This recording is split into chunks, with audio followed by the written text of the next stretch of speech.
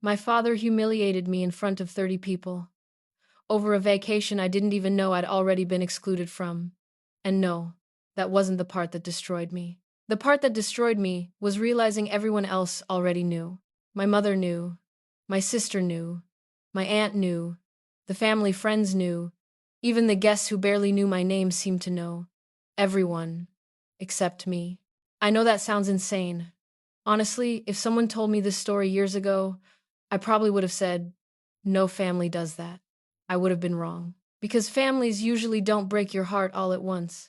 They do it slowly, quietly. In little ways you explain away. Little things.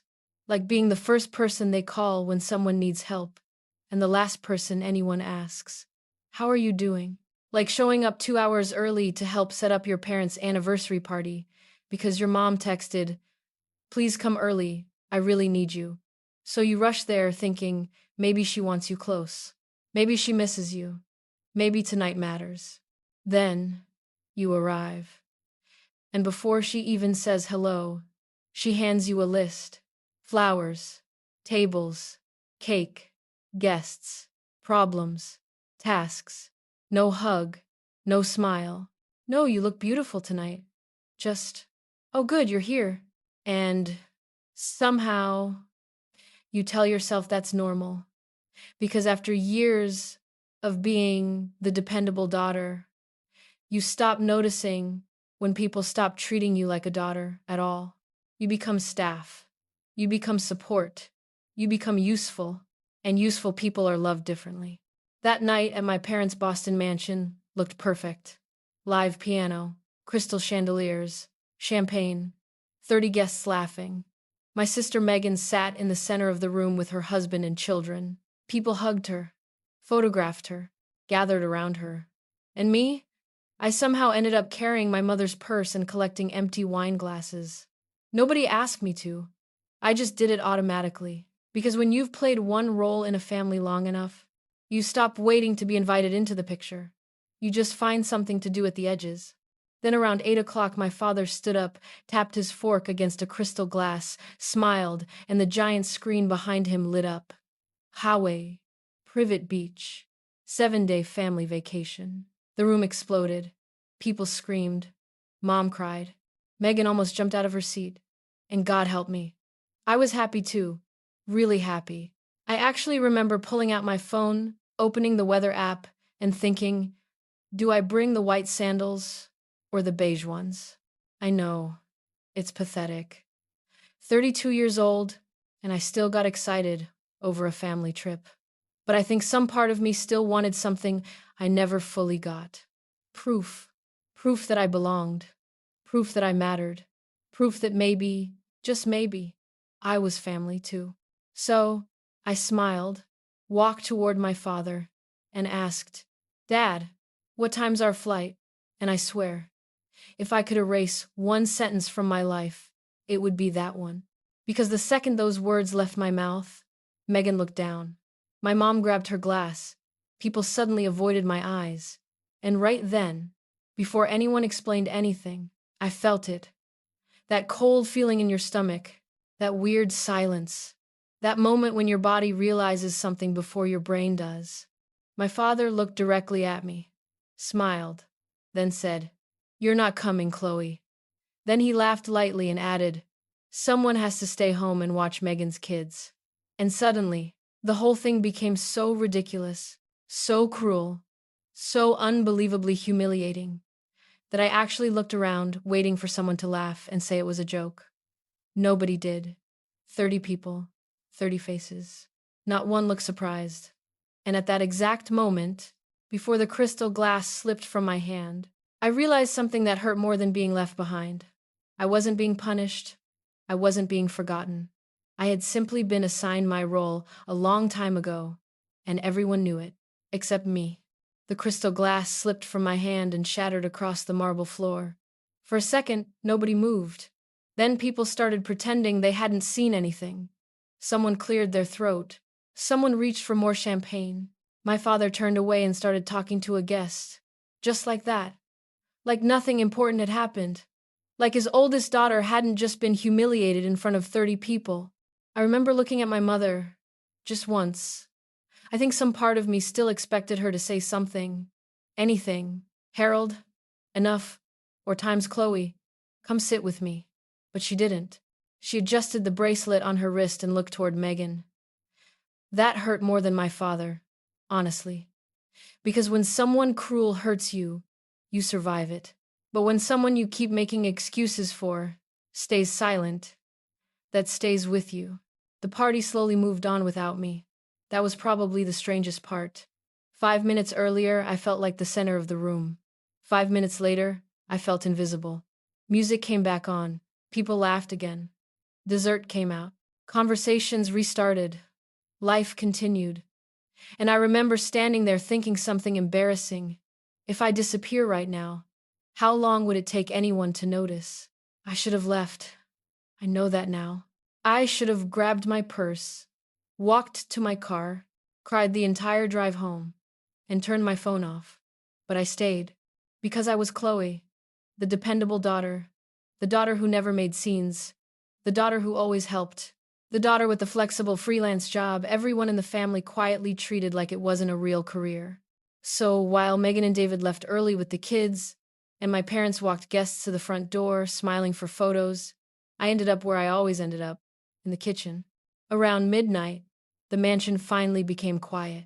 No music, no voices, just the hum of the refrigerator, dishes in the sink, and the distant ticking of the hallway clock. Funny how tiny sounds become so loud when your heart hurts. I was standing at the kitchen island stacking plates. My heels were off under the counter. My feet were sore. My earrings sat beside me, next to a folded napkin. And my father's voice kept replaying in my head. You're not coming, Chloe. Again and again. Not because I was reliving it, because I was trying to understand it. Because humiliation is one thing, but humiliation without explanation makes your brain keep searching for a reason. Then I saw my mother's laptop sitting open on the kitchen counter. Screen still on. Honestly, I barely paid attention at first. My mom constantly forgot things. Keys, bags, phones. I remember actually smiling for a second and thinking, Mom forgot another thing.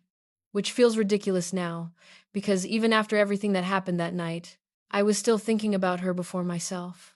I walked over to close it. Then, I saw my name. Chloe. Right in the middle of the screen. Not once. 3 times. And there's something deeply unsettling about unexpectedly seeing your own name in a private conversation. You don't think. You look. Everybody looks. At the top was an email thread. Hawaii plan and Chloe issue. Issue.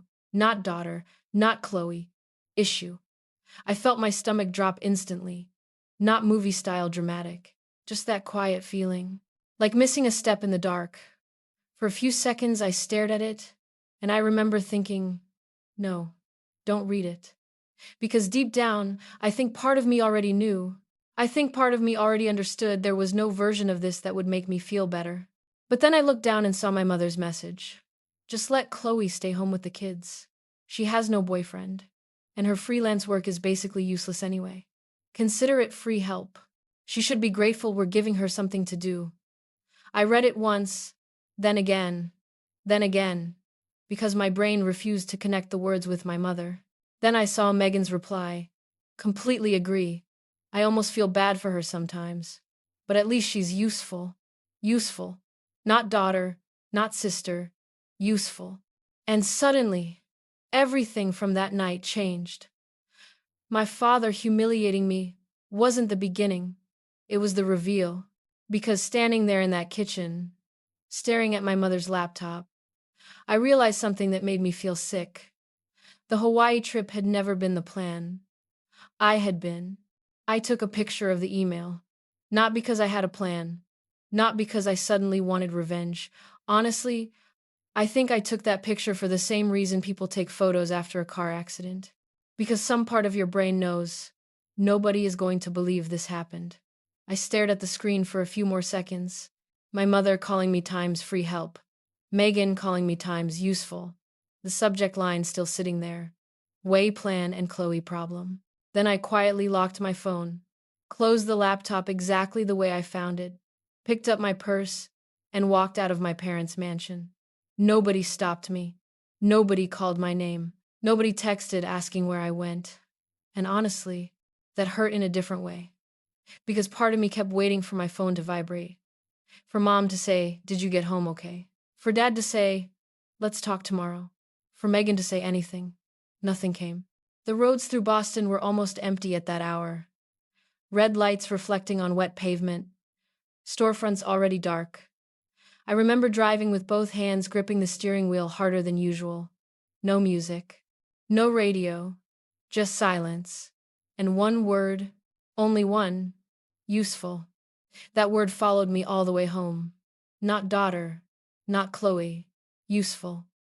Funny how one word can suddenly reopen memories you forgot existed. At a red light. I suddenly remembered carrying Megan's diaper bag for her at family parties years ago while she talked and laughed with everyone else. I remembered being the person who always left dinners, carrying leftovers, and washing dishes. Tiny things. Things that felt normal then, until suddenly they didn't. By the time I got home, it was after 1 in the morning.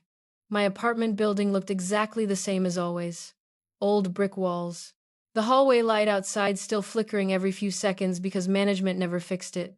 Footsteps from my upstairs neighbor through the ceiling. Tiny, ordinary things. And strangely, for the first time all night, I felt myself breathe.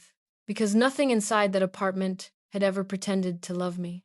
I dropped my keys on the counter, kicked off my shoes, walked into my bedroom, then stopped. Because directly across from me was my closet.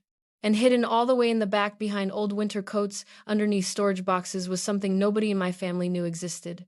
Not Dad, not Mom, not Megan, nobody. For years, everyone thought I had some small freelance job. Flexible, forgettable. That was the word my family always used. Flexible. Like it barely counted as work. I pulled the storage boxes aside, reached into the back, and carefully pulled out an old cashmere scarf wrapped around something heavy. Then I unfolded it. An old Canon DSLR. Scratches on the body. Worn edges. Small crack near the battery cover. I bought it 3 years earlier from a pawn shop for $180, 3 weeks after my boyfriend of 4 years left me. And what he said that day stayed with me longer than I ever admitted. Because before he walked away, he looked at me and said, "Chloe, you're like wallpaper. You're always there." Then after a while, people stopped noticing you. Back then, I thought he was cruel.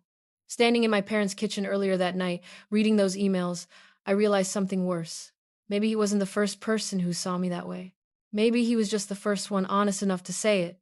Because for the last 3 years, while my family thought I was doing random freelance work and wasting time, I had been spending nights and weekends walking through Boston with that camera, photographing women people stopped noticing. Single mothers working night shifts, older women eating dinner alone, widows sitting quietly in public parks, women people walked past every day, women who slowly became invisible while life kept moving around them. I called the project Invisible Women because I understood them too well. And over time, strangers found the page. 100 followers became 1,000. 1,000 became 5. 5 became 12,000. 12,000 people. 12,000 strangers. And not one person in my family knew. I sat on the edge of my bed holding that camera, then opened the account page. 12,041 followers. And suddenly, for the first time since leaving my parents' mansion, I understood something. Maybe the saddest part wasn't that my family never saw me.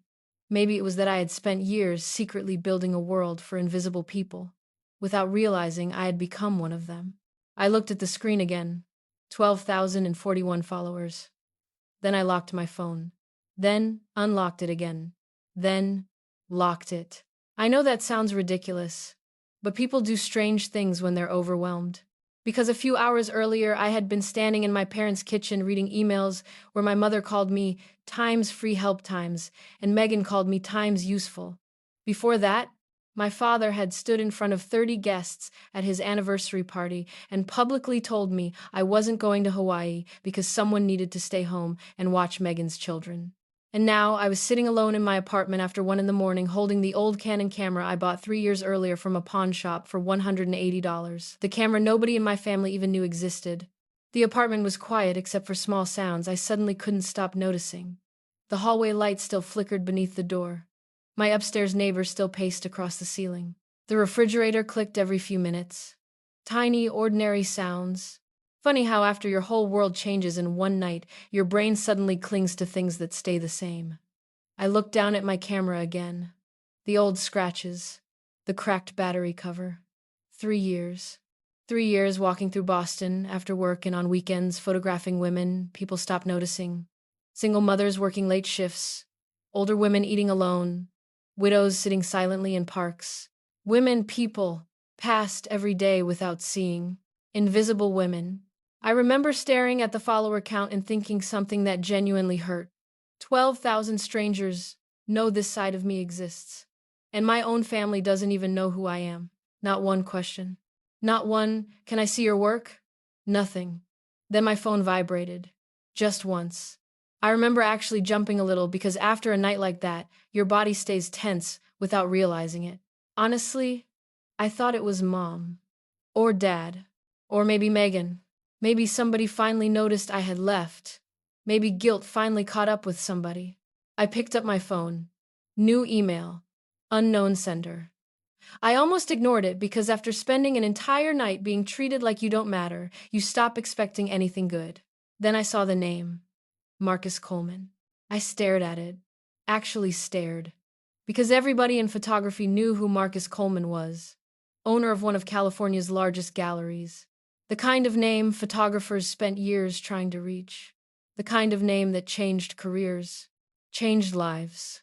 And people like Marcus Coleman did not send emails to women like me. Not Chloe. Not the daughter everyone overlooked. Not the woman whose own mother called her work useless. I honestly thought it was fake. Spam. Wrong person. Some kind of mistake. Still, I opened it. Chloe, I came across your Invisible Women project tonight. I kept reading. I've spent 20 years around photographers. Very few people know how to photograph loneliness without begging people to feel sorry. You do. I stopped. Read that line again. Then again. Because for some reason that sentence hurt. Not in a bad way. In a strange way. Because a man sitting somewhere in California had somehow noticed something my own family never cared enough to ask about. Then I read the final line. I would like to discuss a solo exhibition in California. I remember putting the phone down, then picking it back up, then reading the whole thing again. Because when your entire life shifts in one night, your brain stops trusting reality. Then, suddenly, I knew exactly who I wanted to call. Ruth. The only person in my family who never treated me like background noise. I called her. 1 ring. 2. 3. Then she answered. And before I even spoke, she quietly said, "You got Marcus's email, didn't you?" I froze. Completely froze. Because suddenly, I already knew the answer before asking. Ruth, did you send him my page?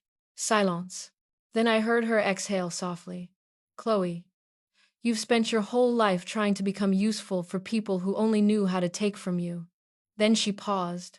Maybe it's finally time you let people see who you really are.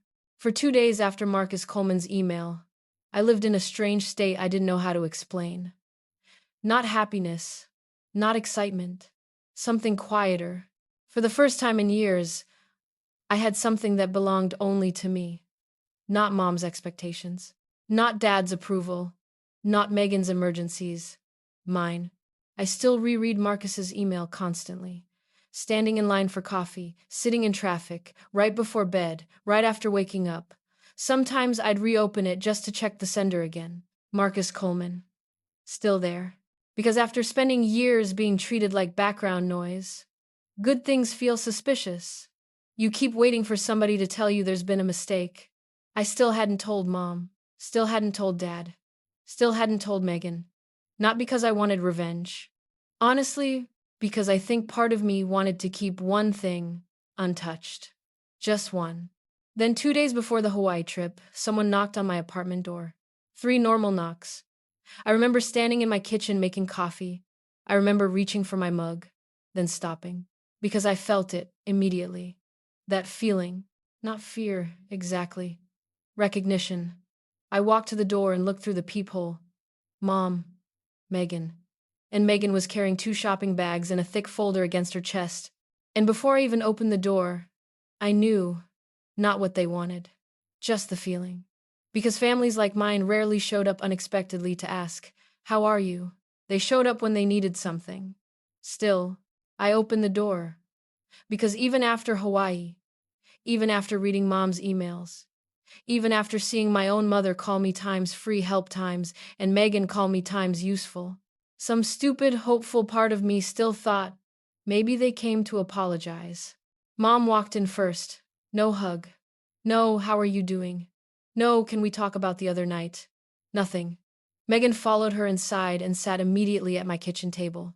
Didn't even take off her coat. Just put the shopping bags down and opened the folder. At first, I honestly thought they brought travel papers. Then Megan started taking things out. Medication schedules, emergency contacts, food instructions, allergy notes, bedtime routines, paper after paper after paper. I remember staring, actually staring, because for a few seconds I genuinely thought I missed something. Then Megan looked up casually and said, "Tyler takes his allergy medicine after breakfast." Another paper. Emma gets nervous at bedtime. Read her 2 stories. Not one. I remember blinking, then looking around my own apartment. Seriously. Because my brain honestly thought, wait, who are we talking to right now? Because nobody had asked me anything. Not, can you help? Not, do you mind? Not, are you free? Nothing. Just instructions. Like somewhere a conversation had happened without me. Like a decision had already been made. Again. Then Mom slid a small envelope across the table. For groceries. I opened it, looked inside, then looked again. Not because I was confused, because there barely enough money there. And suddenly, I understood everything. The shopping bags, the medicine, the schedules, the envelope. Just like Hawaii. Nobody came to ask me what I wanted. They came to tell me what my role was. Again. Only this time, something felt different. Because for the first time in my life, I already had somewhere else to be. California. I almost called my mother back. Twice. And that's the part of the story I'm most embarrassed to admit. Because after everything that happened over the last few days, after Dad stood in front of 30 guests at the anniversary party and announced I wasn't going to Hawaii, after I stood in Mom's kitchen reading emails where she called me times free help times and Megan called me times useful, after I went home and opened Marcus Coleman's email inviting me to California, after Mom and Megan showed up at my apartment with Tyler's medication schedules, Emma's bedtime routines, grocery money, and plans for a week of childcare I never agreed to. After all of that, I still almost called back. Twice. Because people think leaving happens in one big dramatic moment. It doesn't. Real life is smaller than that. Messier than that. Part of you leaves. Another part still hopes. I was sitting on the floor beside my bed around 2 in the morning. Not on the bed. On the floor. My back against the mattress. Phone beside me. Open suitcase across the room. Marcus Coleman's email still sitting on my laptop screen. My old Canon DSLR on the chair beside the closet, the same pawn shop camera that started Invisible Women 3 years earlier. And I remember stupid little details. The suitcase zipper kept getting stuck. One sweater sleeve was hanging over the edge. The hallway light outside my apartment still flickered under the door. Tiny things. Because when your heart hurts, your brain remembers strange things. Then my phone lit up. Mom. Stopped. Megan. Stopped. Then again. 6 missed calls. 3 from Mom. 3 from Megan. And every time the screen lit up, my stomach tightened a little. Not because I didn't know what they wanted, because I knew exactly what they wanted. For me to come back. To apologize. To become Chloe again. Dependable Chloe. Helpful Chloe. Useful Chloe. I remember picking up the phone once and unlocking it. Actually opening Mom's contact. My thumb was over the call button, and I had this pathetic thought. Maybe Mom calmed down. Maybe she wants to apologize. Maybe this time will be different. And honestly, that thought hurt more than the missed calls. Because even after Hawaii, even after the emails, even after everything, part of me still wanted to be chosen. Then I looked up, across the room. Suitcase, camera, laptop, California, and suddenly another thought hit me. If I call back tonight, I already know what happens. I stay. Mom cries. Megan cries harder. I apologize. Hawaii happens. Tyler and Emma come over. Everyone acts normal again. And 6 months from now, I'm still here. Same apartment. Same phone calls. Same emergencies. Same life. Still useful. I remember putting the phone face down on the floor. Not dramatically. Quietly. Like setting down something heavy. Then I stood up and started packing again. Jeans, sweaters, chargers, camera batteries, hard drives. Then I opened the kitchen drawer and found the red apron. Megan gave me 2 Christmases earlier. World's best aunt. I remember smiling when I opened it back then. I thought it meant I mattered. Standing there in my kitchen that night, I realized maybe it just meant I was available. I folded it carefully, walked over to the kitchen table, left it there. Not because I was angry, because I didn't want to bring that version of me to California. Around sunrise, I carried the last bag downstairs to my 10-year-old Honda Civic. The trunk barely closed. The engine coughed twice before starting. I sat there with both hands on the steering wheel for a few seconds, just staring straight ahead. Because nobody talks about this part. Leaving doesn't feel powerful at first. It feels terrifying. It feels like sitting in a parking spot realizing there's nobody left to ask permission from. Then I pulled away from the curb. And 45 hours later, somewhere between Boston and Carmel, California, with cold morning air coming through the cracked window and empty roads stretching ahead of me, I realized something. For my entire life, everyone kept telling me where I was supposed to be. That morning, for the first time, I decided for myself. 45 hours after leaving Boston, I finally arrived in Carmel. And the first thing I felt wasn't relief. It was fear. Real fear. Not because of California. Not because of Marcus Coleman. Because after everything that happened over the last week, Dad humiliating me in front of 30 guests at the anniversary dinner, Mom calling me times-free help, Megan treating me like unpaid childcare, 6 missed calls lighting up my phone while I packed my life into a 10-year-old Honda Civic. I suddenly had one thought that wouldn't leave me alone. What if I drove across the country and I'm still the same Chloe? Still useful, still invisible, still waiting for someone to tell me where I belong. I remember driving through Carmel with stiff shoulders and tired eyes. 45 hours on the road does strange things to you. There were empty coffee cups rolling around near the passenger seat, gas receipts shoved in cup holders, and my old Canon DSLR, the same pawn shop camera that started Invisible Women, sat beside me, wrapped in Aunt Ruth's cashmere scarf. I looked down at my phone at a stoplight. Nothing. No Mom. No Megan. No voicemails. No guilt. And I know this sounds pathetic, but I actually refreshed my messages, then checked email, then messages again. Because for years my life always had noise. Someone needing something. Someone asking for something. Someone expecting something. And suddenly, nothing. And silence felt strange. Not peaceful, strange.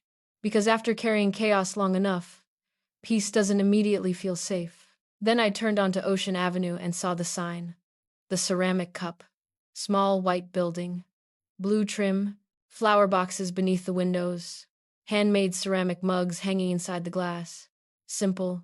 Warm. Nothing like Boston. I parked across the street. Turned off the engine. Then turned it back on. Seriously. Because suddenly my brain started doing what hurt people's brains always do. Preparing for disappointment. What if Marcus changed his mind? What if Aunt Ruth only invited me because she felt sorry for me? What if I drove 45 hours just to discover I still don't belong anywhere? And honestly, that last thought hurt. Because after Dad, after Mom, after Megan, I already knew what rejection felt like. I remember staring through the windshield thinking, just stay in the car. Just leave before someone gets the chance to hurt you first. I actually thought that. Then the front door opened, and Aunt Ruth walked outside. She looked toward the street, saw my Honda, saw me, and I swear, the first thing I noticed wasn't her face. It was how fast she smiled. Immediate, no hesitation. Like someone spotting family at an airport. Like someone who had actually been waiting. I stepped out of the car, and before I could say anything, she walked straight toward me and wrapped both arms around me. No questions. No. What happened? Why didn't you call? Nothing. She just held me, then quietly said, "Sweetheart, you look exhausted." And I hate admitting this, but my throat tightened immediately. Because after an entire week of being called useful, dependable, selfish, disappointing, someone looked at me and noticed I was tired, not useful, not available, not needed, tired. Aunt Ruth laughed when she saw the mountain of bags in my back seat. "Please tell me you didn't survive 45 hours on gas station coffee." And for the first time since leaving Boston, I laughed too. Real laughter, not nervous laughter, not fake laughter. Real. She carried one of my bags upstairs above the ceramic cup and opened the attic room waiting for me. Small bed, wooden desk, sloped ceiling, one huge window facing the Pacific Ocean. I walked over and stared outside, because back in Boston, my apartment window looked directly at another brick building. Now I was looking at an entire ocean. The next morning, I helped Aunt Ruth downstairs before sunrise. I made coffee, greeted customers, arranged ceramic mugs, and listened to waves somewhere beyond the streets of Carmel. And for the first time in years, nobody needed Chloe the babysitter. Nobody needed Chloe the helper. Nobody needed Time's useful Chloe.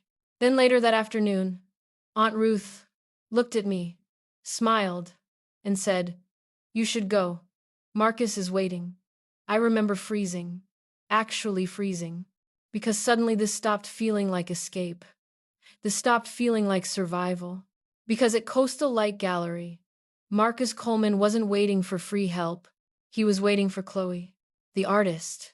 3 days after I arrived in California, my father called me, and I knew something was wrong immediately, because Dad never called. Not after my breakup, not after I moved into my apartment in Boston, not after standing in front of 30 guests and publicly announcing I wasn't invited to Hawaii because someone needed to stay behind and take care of Megan's children. Dad didn't call. Dad announced things. Dad decided things. Dad let Mom handle emotions. So, when I was standing inside Coastal Light Gallery, helping Marcus Coleman review the final layout for Invisible Women, and my phone suddenly started vibrating over and over in my pocket, my stomach dropped before I even looked. At first, I ignored it. Marcus was across the room adjusting lighting above one of my photographs. The walls were finally beginning to come together, and my name sat beneath each frame. Chloe Dixon, Invisible Women. I still wasn't used to seeing that. 3 weeks earlier, I was Time's free help. Now, my name was hanging on gallery walls. Then the phone buzzed again, and again, until Marcus looked over and smiled. "Should I give you a minute?" I laughed automatically, the fake kind, and reached into my pocket, then immediately stopped. Mom. Megan. Dad. Mom. Megan. Dad. 14 notifications. And I hate admitting this, but for one stupid second, my heart actually lifted. Because after everything Hawaii, Mom's emails, being useful, being invisible, some small part of me still thought, maybe they miss me. I know, pathetic. But hope doesn't disappear just because people disappoint you. Then I opened Megan's messages. "Where are Oliver's medical records?" That was it. Not, "Did you get there safely?" Not, "How's California?" Not, "Mom said you reached Aunt Ruth safely." Just, "Where are Oliver's medical records?" Then, "Call me now. The hotel charged us twice. Derek and I are fighting. Oliver's ear allergy information isn't here. Why didn't you organize this before?" Leaving? I remember blinking. Twice. Actually twice. Because for a few seconds my brain genuinely couldn't process what I was reading. Then it hit me. Hawaii. They were already in Hawaii. The same family vacation where Dad stood in front of 30 people and announced I wasn't invited because somebody needed to stay behind and manage things. Only now, nobody stayed behind. And suddenly, I could see it perfectly. Megan overwhelmed, Derek frustrated, Dad angry at hotel staff, Mom trying to control everything, kids crying, chaos. Because for years I quietly handled all the invisible things nobody noticed: travel budgets, reservations, expense tracking, emergency contacts, medical folders, schedules, tiny details, the kind of work nobody remembers until it disappears. Then another message came from Mom. Family helps family. And I stared at those words for a long time. Because suddenly I remembered that night in Boston. The broken Waterford glass on the floor. 30 people staring. Mom saying nothing. Megan smiling. And I remembered exactly what family meant back then. Family meant times free help. Family meant times useful. Family meant times stay behind. I slowly locked my phone and set it face down beside a framed photograph. Outside the gallery windows, California sunlight reflected off the Pacific. People walked calmly down the street. Somewhere across town, Aunt Ruth was probably serving coffee inside the ceramic cup. And standing there in the middle of my own exhibition, I realized something. They didn't miss Chloe. They missed the system Chloe built around them. And for the first time in my life, I let it collapse without me. The night of my exhibition was supposed to be the night everything finally changed. And honestly, for a while, it felt like it had. A week had passed since Hawaii collapsed without me. A week since I stopped answering Mom's messages. A week since I realized something that hurt more than I expected. My family didn't miss times me. They missed the system I quietly built around them. Meanwhile, life in California kept moving. Mornings helping Aunt Ruth at the ceramic cup before sunrise. Afternoons with Marcus Coleman inside Coastal Light Gallery, reviewing layouts and preparing Invisible Women for opening night. And slowly, life stopped feeling temporary, stopped feeling like escape, started feeling real. I remember arriving early to the gallery that evening, while the room was still quiet. Soft music played through hidden speakers. Warm lights hung over every photograph. Guests hadn't arrived yet. For a few seconds, I just stood there, looking around at my photographs, my exhibition, my name. I still remember staring at the small card beneath one frame. Chloe Dixon, Invisible Women. And honestly, I looked at it longer than I should have. Because only weeks earlier, my name existed beside grocery lists, childcare routines, medical folders, expense tracking sheets, and all the invisible things my family handed me. Now it sat beneath something I created. I remember smoothing my dress, fixing my sleeve, touching my necklace, then fixing my sleeve again. Tiny nervous habits, the kind people do when they're trying to calm themselves down. Marcus noticed immediately. Of course he did. He walked over carrying 2 champagne glasses and smiled. "You've adjusted that sleeve 7 times already." I laughed, embarrassed, because he wasn't wrong. Then quietly I asked, "Do I actually look like I belong here?" Marcus looked around the gallery, then looked back at me. "Chloe, this room belongs to you." And I swear, that almost made me cry. Because no one had ever said something like that to me before. Then guests started arriving. Collectors, reporters, gallery guests, people stopping beside photographs, reading descriptions, asking questions. Someone asked me for an interview. Someone else asked for a photo. And for the first time in years, people looked at me without needing something from me. Then Marcus suddenly appeared beside me again. Big smile, trying very hard not to smile too much, which somehow made it obvious. "Mrs. Piton bought the laundromat portrait." I blinked. "What?" $3,000. I stared at him. Actually stared. Because my brain, genuinely, thought he was joking.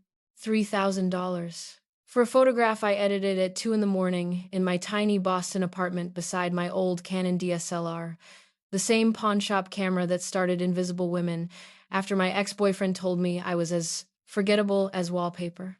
Then people started clapping. Real applause. And for a second I just stood there frozen, because after years of being invisible, an entire room was suddenly looking at me. Not because they needed something, because they saw something. Then the gallery doors opened. Not loudly, not dramatically, just hard enough. Hard enough that conversations slowed. Hard enough that heads turned. And I swear, the strangest part wasn't hearing the doors. It was my stomach. Because it dropped immediately before I looked up, before I saw faces, before I heard anything. That strange feeling. Like hearing your name unexpectedly. Like getting a phone call after midnight. Like your body recognizing danger before your mind catches up. Then I heard, Chloe. And every good feeling I had that night disappeared instantly. Because I knew that voice, Megan. And somehow, before I even turned around, I already knew she hadn't flown all the way from Hawaii to apologize. I think the hardest thing to accept about family is this. Sometimes they can watch you rebuild your entire life and still expect you to walk back into the role they created for you. I realized that standing in the middle of Coastal Light Gallery, surrounded by photographs from invisible women, with reporters, collectors, Marcus Coleman, Aunt Ruth, and Mrs. Peta only a few feet away, just seconds after Megan looked at me and said, I need you. Not, I miss you. Not, I'm sorry. Need.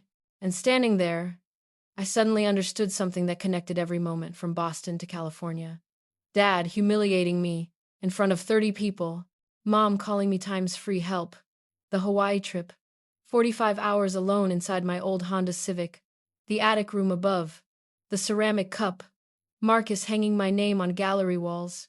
Every single moment suddenly felt connected, because I had spent years believing my family loved me the wrong way. No, they depended on me the wrong way. I remember staring at Megan for a second. Actually staring. Because for a few seconds my brain genuinely struggled to understand what was happening. We were standing beneath giant portraits called Invisible Women. Portraits of the overlooked. Women ignored. Women unseen. Women valued only for what they provided. And somehow my own sister had walked directly into the middle of it without realizing she was becoming part of the exhibition itself. I looked at her carefully. Sunburned skin from Hawaii, exhausted eyes, wrinkled clothes, one hand resting over her stomach. And honestly, for one brief second, I saw something real. Not manipulation, not anger. Fear. Real fear. Because for the first time since I left Boston, Megan looked like somebody whose life had stopped functioning. Then I looked at Derek, and immediately that feeling disappeared. Because Derek wasn't scared. Derek was irritated, arms crossed, jaw tight. The same controlled expression he wore back in Boston whenever somebody challenged him. Lawyer face. The face people wear when they think authority alone should solve things. Then Derek stepped forward. Chloe. Quiet voice. Careful voice. The kind people use right before they threaten you politely. Let's stop making this difficult. I remember gripping my champagne glass tighter. Not because I was angry. Because suddenly I felt 16 years old again. Small. Cornered. Wrong. It's strange what your body remembers. Because even after California, even after Marcus, even after Aunt Ruth, part of me still expected to apologize. Part of me still wanted to keep peace. Then I looked past Derek, past Megan, toward Marcus standing beside Mrs. Peton, toward Aunt Ruth, toward the people filling the room. People who knew me as Chloe, the artist. Not Chloe the helper, not useful Chloe, just Chloe. And for the first time in my entire life, I realized I wasn't standing alone anymore. So I looked directly at Megan, then at Derek, and quietly said, no, no explanation, no apology, just no. And I swear, the silence inside that gallery felt louder than every clap earlier that night. Because that was the exact moment the Dixon family stopped speaking to the Chloe they created, and finally met the Chloe they never bothered to know. I thought the worst part of the night was over after I said, no. Then I thought the worst part was seeing Megan and Derek walk into my exhibition. Then I thought the worst part was hearing my father's voice. Turns out, I was wrong every single time. Because standing inside Coastal Light Gallery, beneath giant photographs from invisible women. With my family gathered in front of me and reporters only a few feet away, I suddenly understood something. People don't panic when they lose control. They panic when they realize control isn't coming back. And that's exactly what was happening. Just minutes earlier, Megan had stood in front of everyone and asked me to come back to Boston. Not because she missed me, not because she loved me, because she needed me. Needed me to help with Oliver, Emma, and a third baby. Needed me to become old Chloe again. Then Derek stepped in. Then I said, no. Then Harold and Patricia arrived. Because Megan wasn't surprised to see them. Not even a little. The second I saw the relief on her face, I understood everything. This was planned. Not perfectly planned, but planned enough. Dad walked in angry. Mom walked in offended. Megan stood there looking hurt. Derek looked ready. And suddenly I felt like I was back in Boston, standing in Mom's kitchen all over again. Same feeling. Different room. Dad looked around at the gallery walls and shook his head. You've completely lost yourself. Mom crossed her arms immediately. You abandoned your family for this. This, not exhibition, not career, not the photographs hanging on the walls, not the woman who drove 45 hours alone in a 10-year-old Honda Civic to build a new life. Just this. Then Mom laughed and looked around at the room. You're feeding this little art fantasy and forgetting blood. And honestly, for a second, I waited for it to hurt, because words like that used to destroy me. I used to replay them in bed at night. Wonder if I really was selfish. Wonder if I really was disappointing everyone. Wonder if maybe I asked for too much. But standing there beneath invisible women, portraits of the overlooked, something suddenly felt painfully obvious. Nothing changed for them. Nothing. I crossed the country. Lived above the ceramic cup with Aunt Ruth. Built a life. Worked with Marcus. Sold a photograph to Mrs. Peyton for $3,000. Changed everything. And somehow, to them, I was still standing back in Boston, waiting for instructions.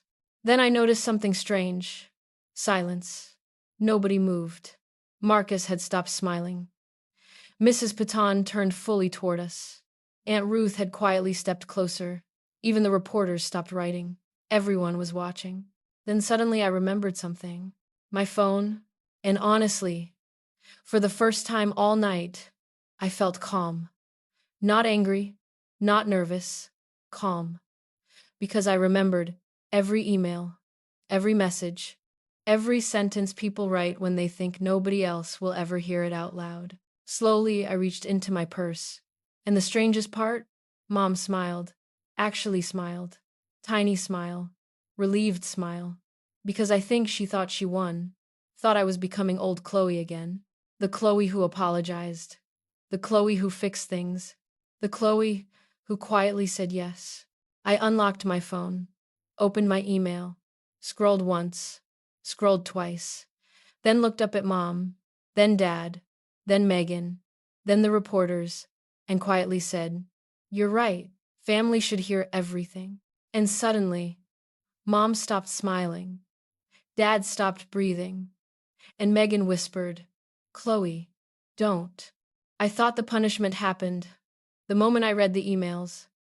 I thought the punishment was watching my family stand frozen inside Coastal Light Gallery, while reporters stared at them. I thought it was seeing Patricia stop smiling, watching Harold run out of words, hearing Megan whisper times Mom, like a scared child. I thought that was it. I was wrong, because humiliation lasts a moment. Consequences keep waking up the next morning. And standing there after reading every message out loud times free help, Chloe always says yes. She has nothing important going on times. I still remember something that honestly surprised me. I wasn't happy. Not really. Because for one stupid second, I still looked at Mom waiting for something. An apology, a look, anything. Because even after Boston, after Hawaii, after everything, there was still this tiny part of me hoping my family would finally see me. They didn't. Patricia kept looking around the gallery with quick little glances and tiny movements, like someone searching for one familiar face to rescue her. One person to interrupt. One person to say, "This is being misunderstood." But this wasn't Boston. This wasn't church. These weren't neighborhood friends. This was California. Marcus wasn't moving. Mrs. Baton had completely turned toward them. Aunt Ruth stood quietly beside me. The reporters weren't writing anymore. Nobody moved. Nobody smiled. Nobody came. Then Harold cleared his throat. Once, twice. I remember actually waiting, because Dad always had something. Advice, judgment, rules, anger, always. But not tonight. Because for the first time in his life, Harold Dixon wasn't standing in a room he controlled. Then I looked at Megan, and honestly, that hurt more than I expected because she looked scared. Not angry, not manipulative, scared. And suddenly I remembered Hawaii. The missed calls, the messages, the panic after Chloe disappeared from the system, holding everyone together. And I realized something. Megan never missed her sister. She missed the person managing her life. A few minutes later, my family walked out of Coastalite Gallery. Not loudly, not dramatically. Nobody stopped them. Nobody yelled. Nobody needed to, because silence followed them all the way to the door. And honestly, that silence felt heavier than shouting. I thought that was the end. Then I woke up the next morning. Sunlight through the attic window above the ceramic cup. Ocean air coming through the cracked window. My phone vibrating across the nightstand. Once, twice, again. I remember grabbing it half asleep, still wearing yesterday's clothes, still exhausted. Then I saw Marcus's name. Chloe, don't panic. And honestly, the second someone starts a sentence with times don't panic, you panic. Then he sent the article. Not just the exhibition review, not just praise for invisible women, not just the photograph Mrs. Peton bought. No, people remembered something else. The daughter called Times free help. The woman who spent years carrying a family that only noticed her when she disappeared. By noon, Boston had shared it. By evening, Patricia's church friends had read it. Neighbors had read it. People Mom spent years impressing had read it. And somewhere back in Boston, the perfect Dixon family story finally started collapsing. Meanwhile, Megan learned something too. Because for the first time in years, childcare wasn't free anymore. And suddenly, love became very expensive. 2 months after everything falling apart with my family, I stopped waiting for my phone to ring. Not because I stopped caring, but because it finally stopped ringing. No more Megan needing help with childcare. No more Derek sending tax paperwork. Just quickly. No more Mom acting like I still lived in Boston to fix her emotional chaos. No more Dad pretending silence meant I owed him obedience. And the strangest part? The silence didn't feel like loss anymore. It started to feel like space. Real space. I remember waking up in the attic room above the ceramic cup. The same way I always did. Ocean air coming through the cracked window. The sound of chairs moving downstairs as Aunt Ruth opened the cafe. A normal morning. But my body still wasn't used to normal. Without thinking, I reached for my phone. Habit. Old habit. The kind built from years of being someone everyone contacted only when something was wrong. I unlocked the screen. No messages, no missed calls, no emergencies. And I just lay there for a moment staring at it, waiting for my brain to catch up, like something had to be missing. Because when your entire life is built around being needed, silence feels suspicious. Then my phone vibrated. Marcus. And my chest tightened automatically. That reaction didn't belong to my present life. It belonged to my old one. The one where every message meant responsibility. I opened it, still half asleep, and froze. Batin Sabaymayan. My first payment from the exhibition. 60% of the sales from Invisible Women, Portraits of the Overlooked. I remember blinking at the number, reading it again and again, because part of me genuinely thought it was a mistake. For years, I had handled other people's systems. Derek's taxes, Megan's household chaos, family logistics no one noticed until they stopped working. I had been useful my entire life, but I had never once been paid for my own work. And now, I was. I sat up slowly, phone still in my hand, feeling something strange building in my chest. Not excitement, not shock, something heavier, like reality finally aligning with something I never let myself believe, that my work could stand without my family. that my value didn't depend on fixing them. I remember laughing a little at first, then stopping, then just sitting there in silence because I didn't know what emotion was supposed to come next. And that's when it hit me, clearly for the first time. I didn't lose my family. I left a system where I only existed when I was useful. A few weeks later, I signed the lease for my own studio. Small space, bare walls, bright window light in the morning. Nothing like Boston. Nothing like being available. Then I bought my first professional Hasselblad camera. I remember opening the box slowly, not even touching it at first, because for so long, I had been the person who fixed everything for everyone else. And now, I was finally building something that didn't belong to anyone but me. The first time my father ever apologized to me. I didn't open the email right away. Not because I didn't see it, not because I didn't understand what it meant, but because my body reacted before my thoughts could catch up. It just froze. Harold Dixon was never the kind of man who sent emotional messages. He sent expectations. He sent corrections. He sent silence that still somehow felt like pressure. For my entire life, his name on my screen meant one thing: something is about to be demanded from me. So when I saw his email that morning inside my studio, I didn't touch it. I just sat there, still, staring at it. Because after Boston, after Hawaii, after the night inside Coastal Light Gallery, when my family finally lost control in front of reporters and strangers, I stopped believing they could ever reach me. In a different way. Every message before had a pattern. Need, guilt, control, a role I was supposed to step back into. So seeing his name now didn't feel like peace. It felt like history trying to restart itself. I remember sitting in my studio without moving. Morning light coming through the tall window. Dust floating slowly in the air. My Hasselblad resting on the table where I left it after yesterday's shoot. Architectural prints drying neatly near the wall. A life that finally didn't belong to anyone else. No Megan asking for help. No Derek expecting favors. No mom turning guilt into obligation. No dad turning silence into authority. Just work. Real work. My work. And for the first time, I should have felt safe. But I didn't.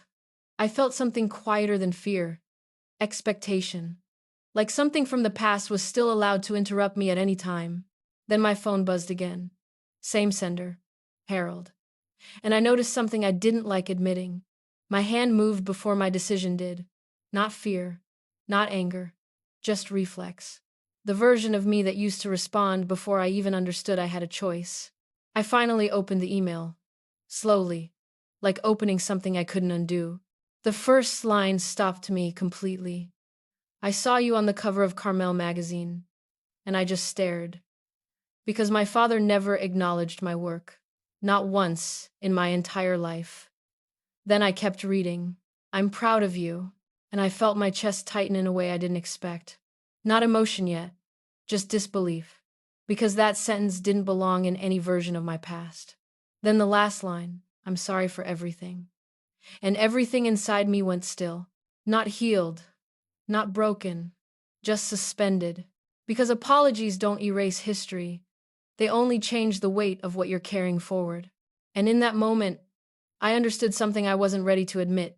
This wasn't just my father reaching out. This was the first time my past didn't come back to demand something. It came back asking if I would still answer. The moment I stopped expecting my life to break, it finally started to feel like mine. Not suddenly, not dramatically, but quietly, over time. After the second exhibition, Boundaries, something shifted that I didn't fully understand at first. The silence didn't follow me like it used to. It just stayed where it belonged. No Megan messages, no Derek emergencies, no mom turning distance into guilt, no dad trying to pull me back into a role I had already outgrown. Even the memory of Boston felt different now, like something that belonged to another version of me. And for a while, I didn't know what to do with that, because when your whole life was built around being needed, not being needed feels like losing direction. I remember sitting in the cafe above the ceramic cup, the same place where I once woke up confused by peace itself. Only now, I didn't wake up confused anymore. I just woke up. D. Ruth was across from me, stirring her coffee slowly, as usual, saying nothing that needed fixing. No expectations, no emotional weight, just presence. And I noticed something small. I didn't check my phone immediately. That old reflex, the one that used to search for emergencies before my eyes were even fully open, it was fading. Not gone, just quieter. Outside the window, Carmel looked ordinary. People walking, cars passing, life continuing without needing my permission. And I remember thinking something I never allowed myself to think in Boston. My life is not an emergency anymore. Later that day, I went back to the gallery not as someone trying to prove something, not as someone surviving something, but just as someone checking on their own work. The second exhibition, Boundaries, had already taken on a life of its own. People didn't just look at the photographs. They stopped. Longer than before. Pacific coastline images. Cliffs I once stood on alone when I didn't yet understand what it meant to choose myself. Wind so strong it looked like it could erase hesitation. Waves hitting stone like they refused to be controlled by anything. And as I watched strangers move through the space, I realized something simple but irreversible. No one here knew my old story anymore. No Boston, no family role, no version of me that existed only to keep others stable. And instead of feeling like loss, it felt like clarity. Not because the past didn't matter, but because it no longer defined what came next. That night, when the gallery finally emptied, I stood alone for a moment before leaving. No one called my name. No one needed anything from me. And for the first time, that silence didn't feel like absence. It felt like ownership. Because I wasn't waiting for permission anymore. I wasn't waiting to be needed. I wasn't waiting to be pulled back. I was simply living inside a life that no longer required me to disappear in order to belong.